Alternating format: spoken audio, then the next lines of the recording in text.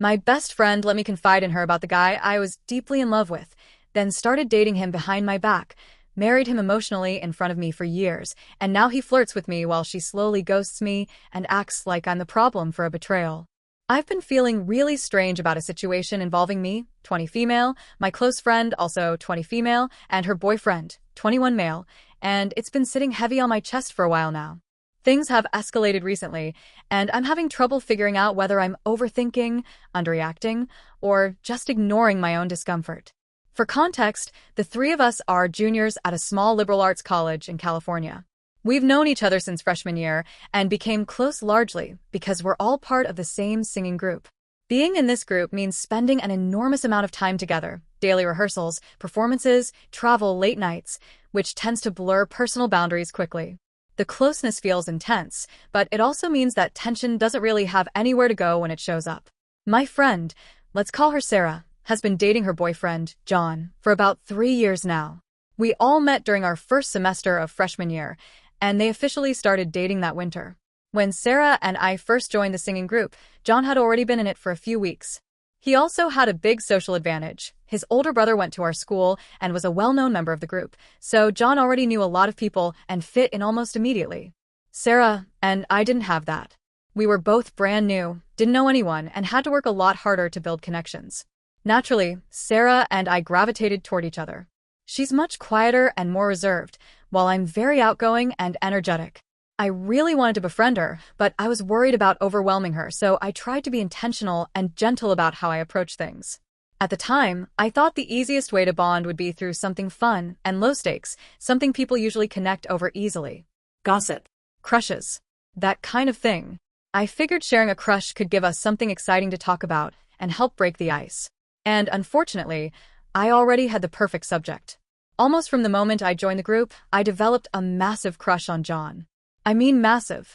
He was exactly my type, tall, athletic, kind, genuinely warm, and incredibly talented. After years of dealing with emotionally unavailable or rude guys back home, he felt like a breath of fresh air. I was drawn to him immediately, and I didn't try very hard to hide it, at least not from Sarah. So I told her. I framed it as a silly, harmless crush, something fun to giggle about. I genuinely believed he was single at the time, and Sarah never indicated otherwise. In fact, she encouraged it. She told me it was cute how much I liked him, listened patiently while I rambled about him, and even seemed invested in helping me figure out whether he might be interested. For months, Sarah and I would meet up for lunch or coffee and talk about John. Not obsessively, we talked about classes, music, friendships, but he was a recurring topic. We speculated about whether he was seeing anyone, what his type might be, whether he was open to dating. It felt like normal girl talk, the kind I'd always shared with friends. She acted like my wingwoman. Fast forward to the winter of our freshman year, right after winter break. Sarah and I found out that John had recently gotten out of a 2-year, on-again, off-again relationship with someone who also went to our school. They had officially broken up, and he was single. When I heard this, I felt a rush of excitement that I didn't even try to hide from Sarah. It felt like the universe had cracked open a door. Sarah and I talked about it, and while she didn't discourage me outright, she did advise me to be careful. She told me that John had probably been through a lot with the breakup and might not be emotionally ready for something new. I remember being grateful for that advice. It felt thoughtful and protective, like something a good friend would say. So I listened. I backed off. I stopped texting him as much. I pulled back during rehearsals. I toned down the jokes and the flirting. I told myself that giving him space was the mature thing to do, and that if something was meant to happen, it would happen naturally later on. For about 2 weeks, I kept my distance. Then everything blew up. One night, I opened my phone to a long, emotional message from Sarah. It was an apology. She told me that she and John had started dating. She said she never wanted it to happen this way, that she hadn't planned for it, that she had liked him for a while but never intended to act on it. According to her, they had started spending more time together recently, and when John confessed that he had feelings for her, she admitted she felt the same. I remember reading the message over and over, feeling like the floor had dropped out from under me. What hurt even more was what came next. She told me that during their conversation, John had asked her if I liked him because he suspected that I did. She said she tried not to answer, but eventually she more or less confirmed it. I was absolutely gutted. It wasn't just about losing the possibility of being with John, though that alone hurt deeply. It was the betrayal I felt from Sarah. For months, she had encouraged my crush. She had listened to me talk about him endlessly. She had helped me speculate about his relationship status. She had warned me to back off for my own good. And then, in that exact window of time, stepped into the space I had vacated. I felt embarrassed. Exposed. Like I had been naive in a way I couldn't undo. For about a week, I completely shut down. I avoided both of them. I felt too raw to pretend everything was fine, but also too conflicted to express how angry and hurt I really was.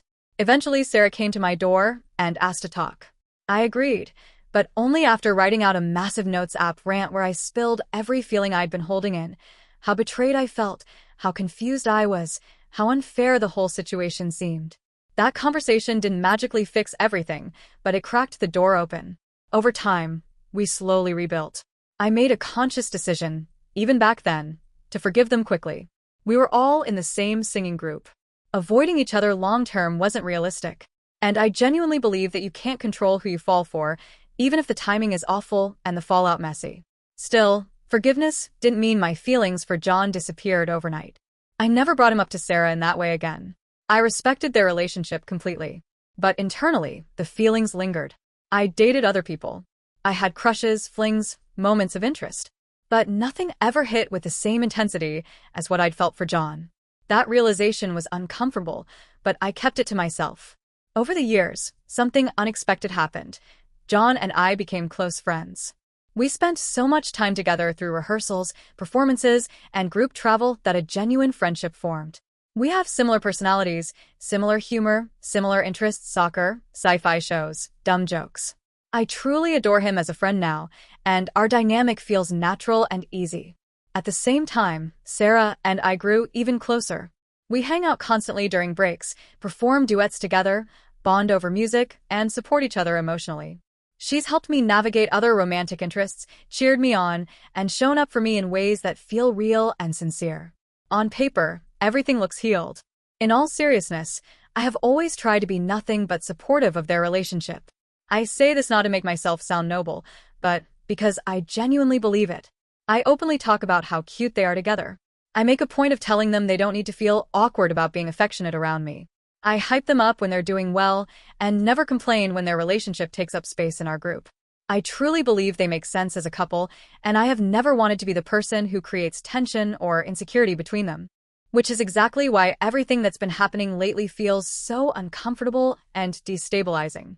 John sometimes behaves in ways around me that I don't really know how to interpret, and I've spent an embarrassing amount of time trying to convince myself that I'm imagining it.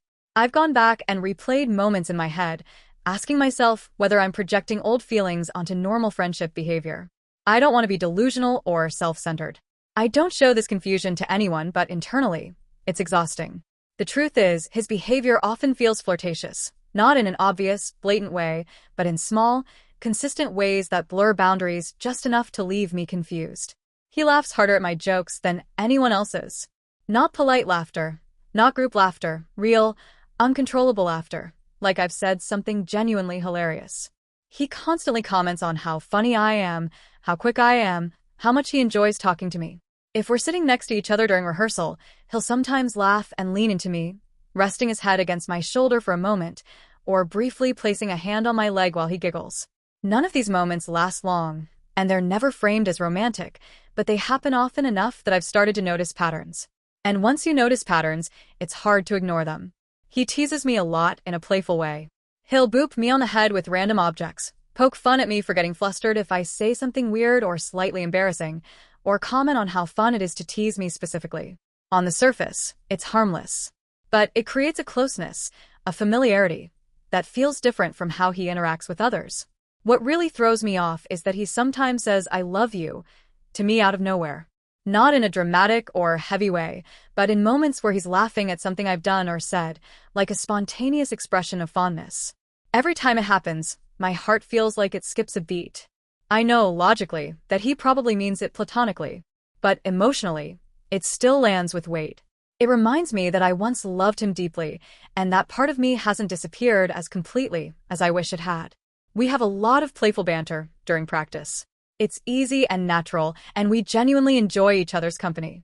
But the strangest part, the thing that lingers the longest, is the way he compares me to Sarah, even if he doesn't realize he's doing it. He'll say things like, "Sarah doesn't like this, but I'm so glad you do." Or, "You always laugh at my jokes, Sarah never does. She doesn't think I'm funny like you do." He doesn't say these things maliciously, but every time, it feels like he's quietly pointing out an alternative version of compatibility.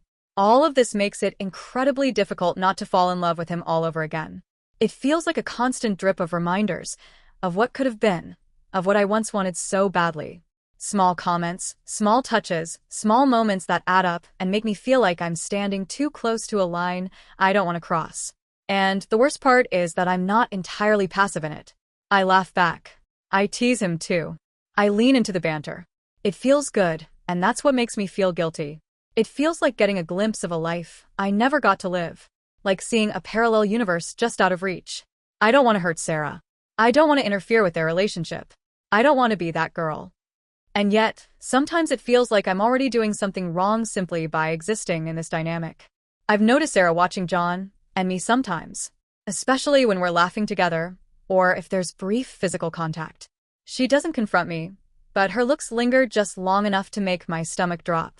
It makes me hyper-aware of my body, my tone, my laughter, like I'm constantly monitoring myself for signs of wrongdoing. Then, about 2 weeks ago, I had to leave school for surgery. I only told John at first. Not because I was trying to hide anything from Sarah, but because I didn't want the entire group worrying about me, and he happened to text me the day after the surgery just to check in. It felt casual and convenient in the moment. When I told him I'd just gotten out of surgery, he was genuinely shocked and concerned. We talked for a while, and eventually the conversation drifted into lighter topics. It was strange how easy it felt. We're both terrible texters, so we don't usually message much, but suddenly we were sending long messages back and forth for days. Nothing we said was explicitly inappropriate, but there was a tone to it that felt personal. Intimate, even. I sent him a photo of me in my hospital bed before surgery, smiling awkwardly in my gown, and he responded by saying it was actually a really great picture of me, and that I looked really good in it. It wasn't sexual, but it felt loaded, like something that could be interpreted in more than one way. After about 3 days, he stopped responding. I didn't think much of it, until I realized Sarah wasn't responding to me either. That's when everything started to feel wrong. The day after my surgery, I had texted Sarah the contact information for the director of another singing group on campus. It was important and time-sensitive, and I wanted to help however I could, since I couldn't be there physically. She never responded. Neither of them did. Coming back to school already feeling physically fragile, emotionally raw, and suddenly shut out by both of them has made me question everything. I don't know if I crossed a line without realizing it. I don't know if John did and then panicked and pulled away. I don't know if Sarah noticed something and didn't know how to address it. After I sent Sarah the contact information, I initially assumed she just hadn't seen it. That alone was unusual, because she's normally very quick to reply, especially about show logistics, but I figured she was busy and didn't think much of it. A few hours later, though, I started worrying that I'd sent the wrong information. Since the timing mattered, I reached out to the director myself to double-check whether Sarah had contacted him. He replied and told me they'd already spoken earlier that day. That's when things started to feel strange. Sarah had clearly seen and used the information I sent, but she hadn't acknowledged my message at all. No, got it. No, thanks. Nothing. I'll admit I felt briefly miffed, but I brushed it off quickly and told myself I was overreacting. The next day, I texted her, "I'm glad we were able to get the show set up." Not passive-aggressively, just as a way to check in. She didn't respond. The following day, she texted me asking how my surgery went. I realized she must have heard from John, since I hadn't told anyone else. That didn't bother me. I told her it went well. She said she was glad to hear it, and then the conversation stopped. Since then, her texting has completely changed. She used to send me TikToks daily, talk about school gossip, and send long, enthusiastic messages. Now, her replies are short, blunt, and infrequent. Less punctuation, less warmth. It's subtle, but consistent enough that I can't ignore it. I don't know if this is my guilt spiraling or if something actually happened. Part of me wonders if she saw how much John and I were texting while I was recovering. They share a lot with each other, so it's possible the messages came up or were even shown to her. Even though nothing we said was overtly inappropriate, I can see how it might look bad given our history. Another part of me worries she's hurt that I told John about the surgery before I told her. Sarah and I are very close, and she might feel betrayed that I confided in him first, even if it wasn't intentional. There's also been underlying tension for a while, moments when she notices John and me laughing together, or when he mentions interests he and I share that she doesn't. I always try to ease those moments, but I'm scared that after years of this dynamic, she's finally reached her breaking point. I don't know how to bring this up without sounding defensive or guilty. I don't know how to ask if I crossed a line without admitting to feelings I've been trying to bury. And I don't know how to fix something when I don't even know what broke. Most of all, I don't know how to finally move on from this situation. The lingering feelings, the awkward dynamics, the constant guilt. I don't want to lose Sarah. I don't want to hurt anyone. I just want clarity, peace, and to stop feeling like the villain in a story I never meant to be part of. Any advice or perspective would be really appreciated.